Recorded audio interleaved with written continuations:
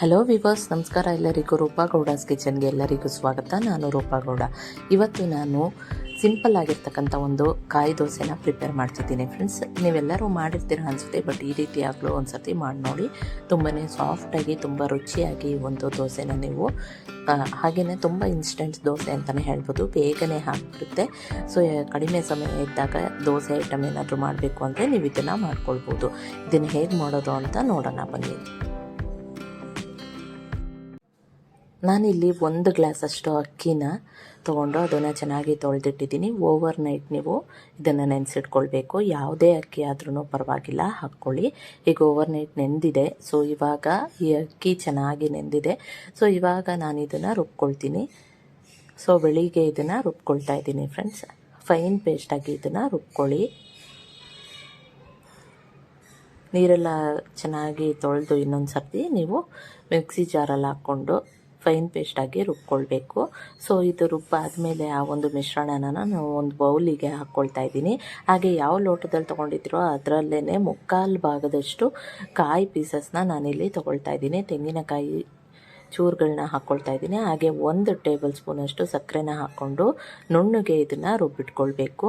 So ನಾನು batter ಮೊದಲೇ ಅಕ್ಕಿದು batter ಹಾಕ್ಕೊಂಡಿದ್ನಲ್ಲ, ಅದ್ರ ಜೊತೆಗೆ ಇದನ್ನು ಸೇರಿಸ್ಕೊಂಡು ಚೆನ್ನಾಗಿ ಮಿಕ್ಸ್ ಕೊಡ್ತೀನಿ. ಇವಾಗ ನಾವು ನಾರ್ಮಲ್ ದೋಸೆಗೆ ಮಾಡ್ಕೊಳ್ತೀವಲ್ಲ ಫ್ರೆಂಡ್ಸ್, ಅದಕ್ಕಿಂತ ತೆಳ್ಳಗಿರಬೇಕು. ಸ್ವಲ್ಪ ನೀರು ದೋಸೆ ಅಷ್ಟು ತೆಳ್ಳಗೆ ಬೇಡ, ಸ್ವಲ್ಪ ತೆಳ್ಳಗಿರಬೇಕು. ರುಚಿಗೆ ತಕ್ಕಷ್ಟು ಉಪ್ಪನ್ನು ಹಾಕ್ಕೊಳ್ಳಿ. ಅದಾದಮೇಲೆ ಫ್ರೆಂಡ್ಸ್ ಚೆನ್ನಾಗಿ ಸ್ವಲ್ಪನೇ ನೀರು ಹಾಕ್ಕೊಂಡು ಸ್ವಲ್ಪನೇ ಹಾಕ್ಕೊಂಡು ನೀವು ಬ್ಯಾಟರ್ನ ರೆಡಿ ಮಾಡ್ಕೊಳ್ಬೇಕು. ಸೊ ಈ ರೀತಿಯಾಗಿ ಈ ಕನ್ಸಿಸ್ಟೆನ್ಸಿಲಿ ನೀವು ನೀರು ಹಾಕ್ಕೊಂಡು ಕಲಿಸ್ಕೊಳ್ಳಿ. ಅದಾದಮೇಲೆ 1/4 ಟೇಬಲ್ ಸ್ಪೂನಷ್ಟು ಸೋಡಾನ ನಾನು ಹಾಕ್ಕೊಳ್ತಾ ಇದ್ದೀನಿ. ಸೊ ಸ್ವಲ್ಪ ನೀರನ್ನ ಮಿಕ್ಸ್ ಮಾಡಿಕೊಂಡು ಈ ರೀತಿಯಾಗಿ ಸೇರಿಸ್ಕೊಳ್ತೀನಿ. ಇದರಲ್ಲಿ ಸೋಡಾ ಹಾಕೋದೇನೆಂದರೆ ಸ್ವಲ್ಪ ಸಾಫ್ಟ್ನೆಸ್ ಚೆನ್ನಾಗಿ ಬರುತ್ತೆ, ಅದಕ್ಕೋಸ್ಕರ ಸೋಡಾ ಹಾಕ್ಕೊಳ್ತಾ ಇದ್ದೀನಿ.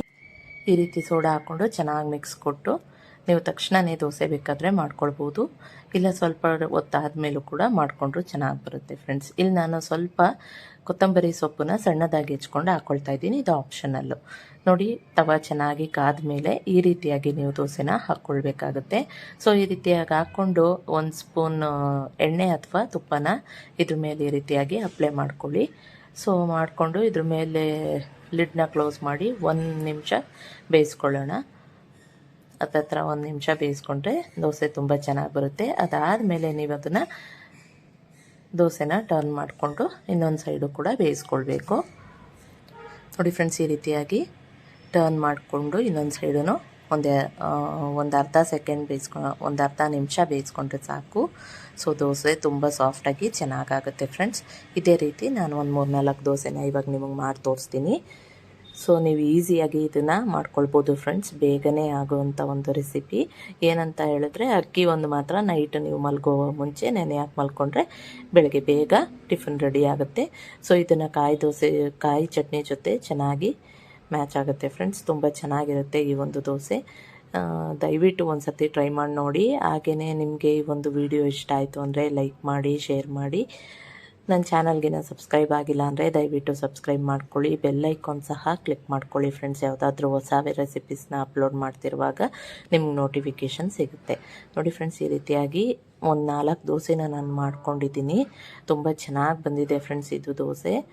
ನೋಡಿ ಎಷ್ಟು ಸಾಫ್ಟಾಗಿದೆ ಅಂದರೆ ನಿಮಗೆ ಗೊತ್ತಾಗ್ತಿದೆ. ಅದು ಒಂದು ಸರ್ತಿ ಮಾಡಿ ನೋಡಿ, ನಿಮಗೂ ಇಷ್ಟ ಆಗುತ್ತೆ. ಟೇಸ್ಟ್ ಕೂಡ ಚೆನ್ನಾಗಿರುತ್ತೆ. ಬಿಸಿನಲ್ಲೇ ಈ ದೋಸೆನ ತಿಂದರೆ ತುಂಬ ಚೆನ್ನಾಗಿರುತ್ತೆ ಫ್ರೆಂಡ್ಸ್. Thank you.